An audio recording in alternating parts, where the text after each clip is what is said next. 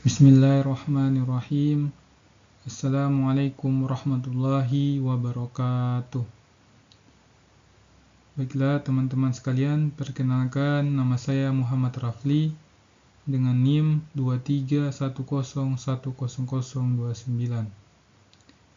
Saya dari Prodi Jurusan Pendidikan Agama Islam, Fakultas Tarbiyah dan Ilmu Keguruan. Langsung saja saya akan membacakan materi tentang hadis tentang persaudaraan dan tolong-menolong. Dan kemudian hadis tentang persaudaraan dan tolong-menolong. Seorang mukmin terhadap mukmin lainnya bagaikan bangunan yang saling menguatkan. Hadis riwayat Bukhari dan Muslim. Hadis ini mengingatkan kita bahwa kehidupan manusia tidak bisa dipisahkan dari orang lain. Dalam Islam, hubungan sosial yang baik adalah bagian dari keimanan kepada Allah.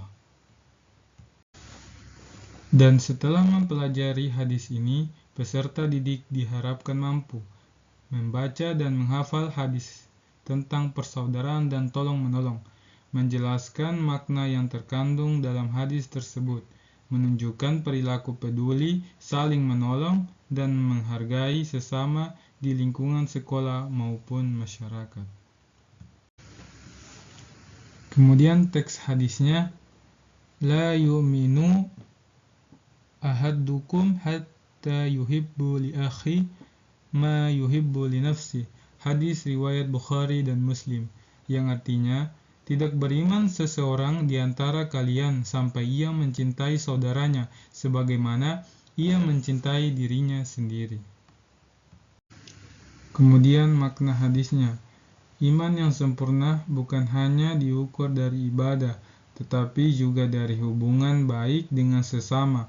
Seorang muslim sejati akan senang bila saudaranya memperoleh kebaikan sebagaimana ia senang untuk dirinya sendiri. Kemudian makna persaudaraan ukhuwah. Ukhuwah Islamiyah berarti hubungan kasih sayang antar sesama manusia karena Allah Subhanahu wa Ta'ala.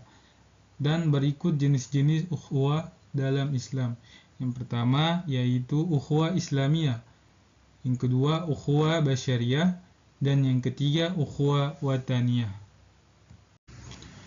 Dan makna tolong-menolong, ta'awun. Tolong-menolong berarti saling membantu dalam hal kebaikan. Allah berfirman dalam Quran Surah Al-Maidah ayat 2, dan tolong-menolonglah kamu dalam mengerjakan kebajikan dan takwa, dan jangan tolong-menolong dalam berbuat dosa dan permusuhan. Dari ayat ini kita belajar bahwa tolong-menolong harus dilakukan dalam hal yang diridhoi Allah. Tidak boleh bekerja sama untuk kejahatan, seperti mencontek, membuli, atau menipu. Kandungan dan hikmah hadis, keimanan seseorang akan kuat bila disertai rasa peduli terhadap orang lain. Islam mendorong hidup yang harmonis, penuh kasih dan gotong royong. Persaudaraan dan tolong-menolong memperkuat persatuan umat. Sifat iri, dengki dan sombong dapat merusak persaudaraan. Membantu orang lain sama artinya dengan membantu diri sendiri menuju ridha Allah Subhanahu wa Ta'ala. Dan kemudian contoh penerapan di kehidupan sehari-hari. Di rumah, menolong orang tua tanpa diminta, membantu adik belajar. Kalau di sekolah, menolong teman yang tertinggal pelajaran, ikut kerja bakti, membersihkan kelas, tidak membeda-bedakan teman. Di masyarakat, ikut kegiatan sosial atau gotong royong, membantu tetangga yang terkena musibah. Nilai-nilai yang dapat diterapkan: kasih sayang, peduli kepada sesama, empati, ikut merasakan kesulitan orang lain, keadilan, memperlakukan orang lain dengan baik, kerjasama, menyelesaikan masalah bersama, keikhlasan, membantu tanpa pamrih. Dan kemudian refleksikan diri. renungkan pertanyaan ini. Apakah aku sudah membantu temanku dengan ikhlas? Dan apakah aku ikut senang bila teman mendapat keberhasilan? Apakah aku mau meminta maaf bila berbuat salah?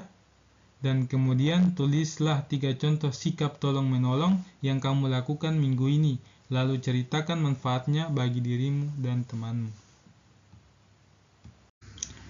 Dan bagian kesimpulannya, Islam sangat menekankan pentingnya persaudaraan dan tolong-menolong. Keimanan seseorang akan sempurna bila ia mencintai orang lain seperti dirinya sendiri. Tolong-menolong memperkuat persatuan dan mendatangkan rahmat Allah. Mari biasakan saling membantu, saling menghargai, dan menjaga persaudaraan dimanapun kita berada.